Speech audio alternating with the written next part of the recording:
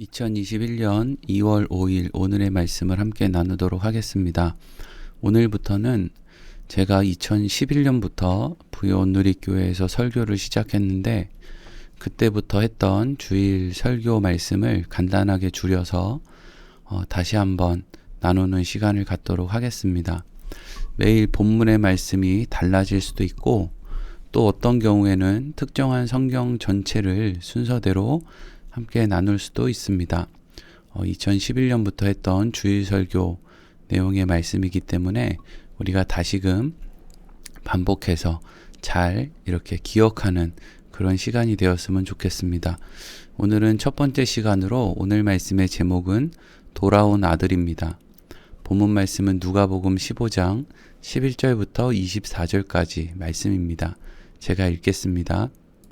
또 이르시되 어떤 사람에게 두 아들이 있는데 그 둘째가 아버지에게 말하되 아버지여 재산 중에 내게 돌아올 분깃을 내게 주소서 하는지라. 아버지가 그 살림을 각각 나눠 주었더니 그 후 며칠이 안 되어 둘째 아들이 재물을 다 모아가지고 먼 나라에 가 거기서 허랑방탕하여 그 재산을 낭비하더니 다 없앤 후 그 나라에 크게 흉년이 들어 그가 비로소 궁핍한지라.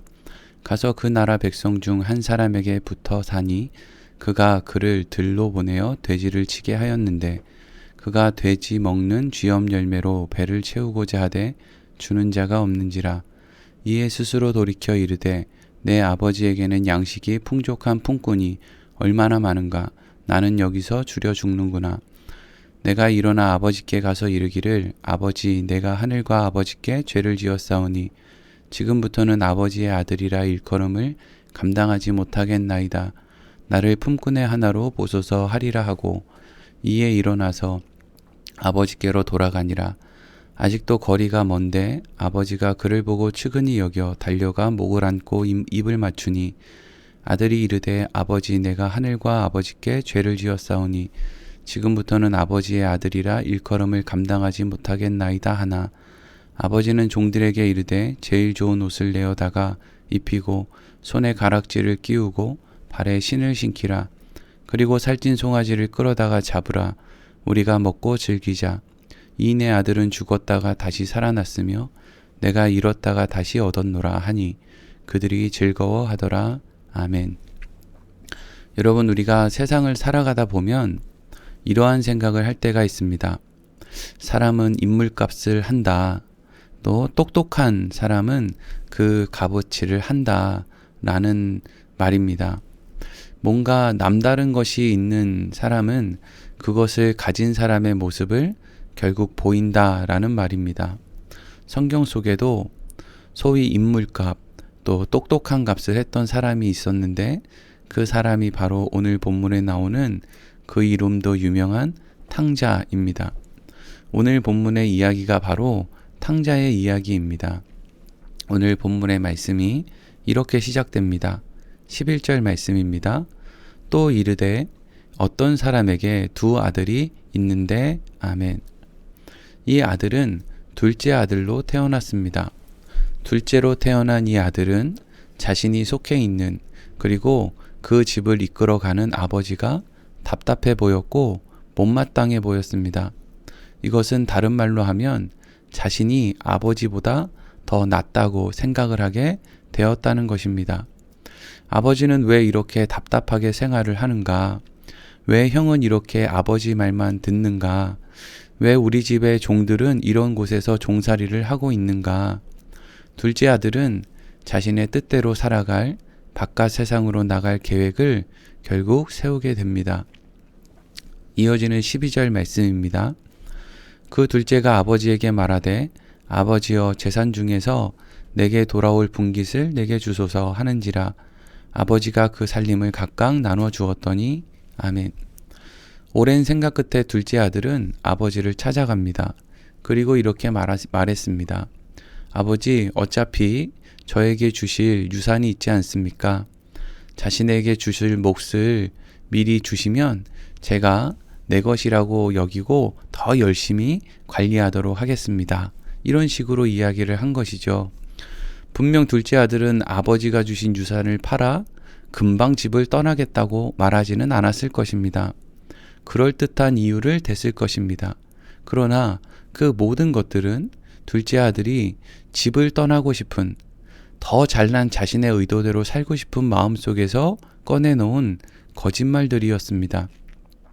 그런데 분명 둘째 아들이 어떠한 생각을 가지고 있는지 모를 리가 없는 아버지는 둘째 아들이 하는 말에 대해서 한마디 토를 달지 않고 그가 원하는 것을 모두 허락해 줍니다.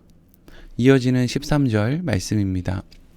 그 후 며칠이 안 되어 둘째 아들이 재물을 다 모아가지고 먼 나라에 가 거기서 허랑방탕하여 그 재산을 낭비하더니 아멘. 그럴듯한 말로 자신에게 돌아올 분깃을 달라고 했던 둘째 아들은 아버지가 그것을 허락해 주었을 때 그것을 얼른 헐값에 팔아버린 후 집을 떠나 먼 타국으로 떠나게 됩니다. 사실 이러한 행동은 유대인들의 관점에서는 결코 용서받을 수 없는 행동이었습니다. 아버지가 죽기 전에 유산을 달라고 한 행동도 그렇고, 그리고 그것을 받은 이후에 그것을 얼른 팔아서 집을 떠나는 모든 행동은 결코 용서받을 수 없는 행동이었습니다. 그렇기에 둘째 아들은 그러한 행동을 하면서 스스로에게 이렇게 암시를 했을 겁니다. 아니야, 내가 성공해서 돌아오기만 하면 용서받을 수 있을 거야. 이런 생각도 아니라면 애초에 내가 돌아오지 않으면 돼. 나는 그냥 세상에서 성공하고 집으로 돌아오지 않으면 그만이야.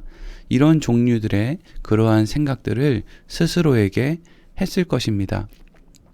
그런데 그렇게 의기양양하게 집을 떠난 둘째 아들이 한 행동은 결국 허랑방탕하여 재산을 낭비하는 것이 전부였습니다. 여러분, 왜 둘째 아들은 그렇게 의기양양하게 집을 떠난 이후에 결국 한 행동이 허랑방탕하여 재산을 낭비한 것이었겠습니까? 그것은 실제로 둘째 아들은 스스로는 자신이 잘났다고 대단한 것처럼 그렇게 생각했지만 그가 가지고 있었던 어떤 능력이라는 것은 아버지의 보호를 떠나게 되니 스스로 할 수 있는 것이라고는 그저 허랑방탕하여 재산을 낭비하는 것 외에는 할 줄 아는 것이 없는 것, 그것이 그의 실제 능력이었던 것입니다. 그리고 이어지는 14절입니다.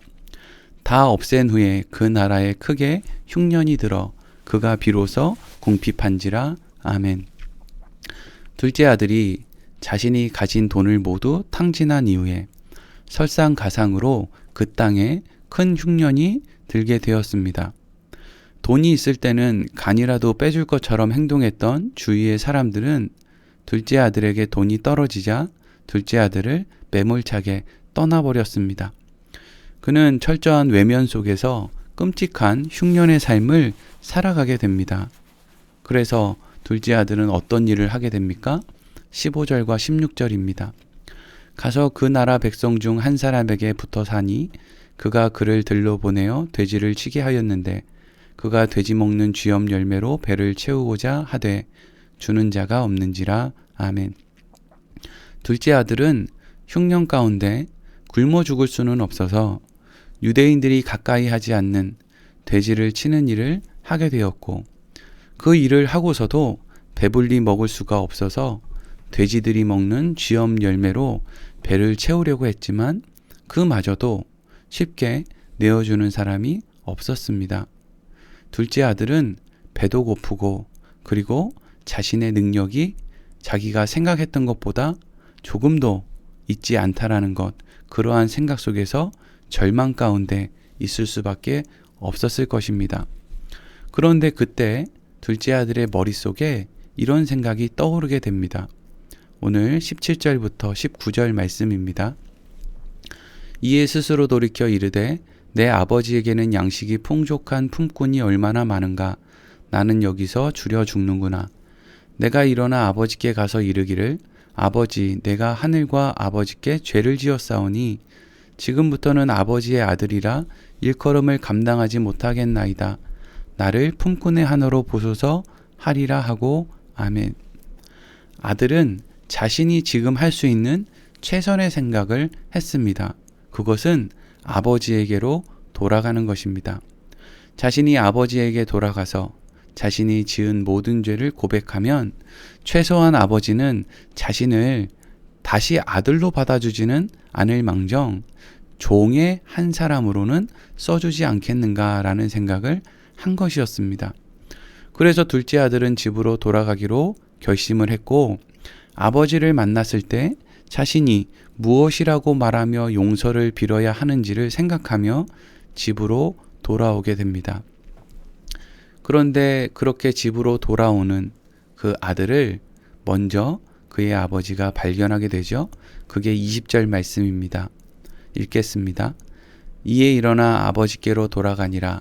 아직도 거리가 먼데 아버지가 그를 보고 측은히 여겨 달려가 목을 안고 입맞추니 아멘.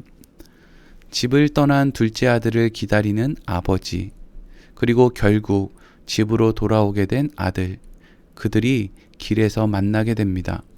여러분, 이 두 사람 가운데 누가 더 상대방을 알아보기가 쉬울까요?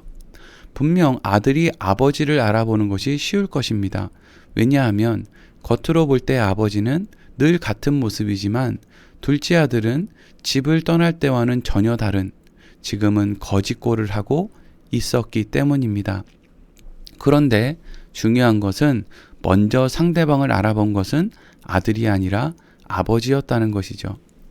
아버지는 마치 둘째 아들이 그러한 모습을 하고 돌아올 것이라는 것을 미리 알고 있기라도 한 듯 거짓골을 하고 돌아오는 둘째 아들을 향해 달려갔습니다.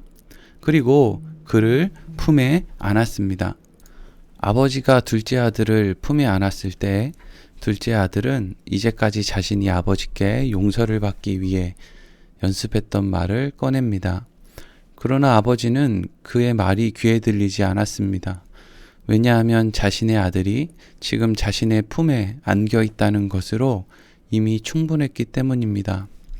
사랑하는 성도 여러분, 어떤 부모가 이 아버지와 같이 행동하지 않겠습니까? 그것이 부모의 마음 아니겠습니까? 돈보다도, 시간보다도, 어떤 감정보다도, 내 생명보다도 더 귀한 것이 내 사랑하는 자식이 아니겠습니까? 그래서 아버지는 이렇게 합니다. 22절에서 24절입니다. 아버지는 종들에게 이르되 제일 좋은 옷을 내어다가 입히고 손에 가락지를 끼우고 발에 신을 신기라. 그리고 살찐 송아지를 끌어다가 잡으라. 우리가 먹고 즐기자. 이 내 아들은 죽었다가 다시 살아났으며 내가 잃었다가 다시 얻었노라 하니 그들이 즐거워하더라. 아멘. 둘째 아들이 떠났을 때부터 둘째 아들을 걱정했지 그를 정죄할 생각이라고는 없었던 아버지는 둘째 아들을 씻기고 제일 좋은 옷을 입혔습니다. 그리고 자신의 가락지를 빼서 아들에게 끼우고 신을 신겨 주었습니다. 살찐 소도 잡아서 잔치도 했습니다. 여러분, 오늘 본문의 말씀을 통해서 우리가 알아야 하는 것은 이것 하나면 충분합니다. 그것은 바로 우리 아버지 되신 하나님께서는 우리를 이러한 마음으로 대해 주신다는 것입니다. 여러분, 예수님께서 이러한 말씀을 해 주신 이유는 천국을 설명하기 위함입니다. 여러분, 천국은 이러한 마음을 가진 하나님이 계신 곳입니다. 그리고 우리는 그 마음을 가진 하나님의 품에 안길 하나님의 자녀들인 것입니다. 이것이 예수님께서 우리에게 꼭 전해주고 싶으셨던 천국에 대한 말씀인 것입니다. 이사야 43장 1절에 하나님께서 이렇게 말씀하셨습니다. 야곱아, 너를 창조하신 여호와께서 지금 말씀하시느니라. 이스라엘아, 너를 지으신 이가 말씀하시느니라. 너는 두려워하지 말라. 내가 너를 구속하였고 내가 너를 지명하여 불렀나니 너는 내 것이라. 아멘. 하나님께서는 죄로 가득한, 속임수로 가득한 야곱을 향해서 너는 내 것이다 라고 말씀하셨습니다. 이것은 하나님께서 내 것이라고 하는 말씀 안에 내가 책임지겠다라는 의미가 담겨 있는 것임을 우리는 알 수 있습니다. 하나님께서 책임을 지신다는 것은 내가 그 거짓말쟁이, 속임수를 쓰는 그 사기꾼을 대신해서 죽어서라도 내가 너를 살리겠다라는 뜻으로 우리가 알 수 있습니다. 그리고 하나님께서는 우리의 아버지가 되셔서 실제로 우리를 대신해서 죽으심으로 내가 너를 책임지겠다라고 하는 그 말씀, 내가 너의 아버지다라고 하는 것을 분명하게 이루어내신 것입니다. 로마서 8장 35절에서 39절 말씀을 제가 읽고 오늘 말씀을 마치겠습니다. 누가 우리를 그리스도의 사랑에서 끊으리요? 환난이나 공고나 박해나 기근이나 적신이나 위험이나 칼이랴. 기록된 바 우리가 종일 주를 위하여 죽임을 당하게 되며 도살 당할 양같이 여김을 받았나이다 함과 같으니라. 그러나 이 모든 일에 우리를 사랑하시는 이로 말미암아 우리가 넉넉히 이기느니라. 내가 확신하노니 사망이나 생명이나 천사들이나 권세자들이나 현재일이나 장래일이나 능력이나 높음이나 깊음이나 다른 어떤 피조물이라도 우리를 우리 주 그리스도 예수 안에 있는 하나님의 사랑에서 끊을 수 없으리라. 아멘. 사랑하는 성도 여러분, 힘들고 어려운 삶을 살아가고 있습니까? 그때 우리의 아버지 되신 하나님, 우리에게 책임을 말씀하시는 하나님, 그리고 그 책임을 나를 대신해서 져주시는 하나님, 그 하나님을 늘 기억하시며 우리에게 주어진 삶을 살아야 하겠습니다. 오늘 말씀을 마치겠습니다.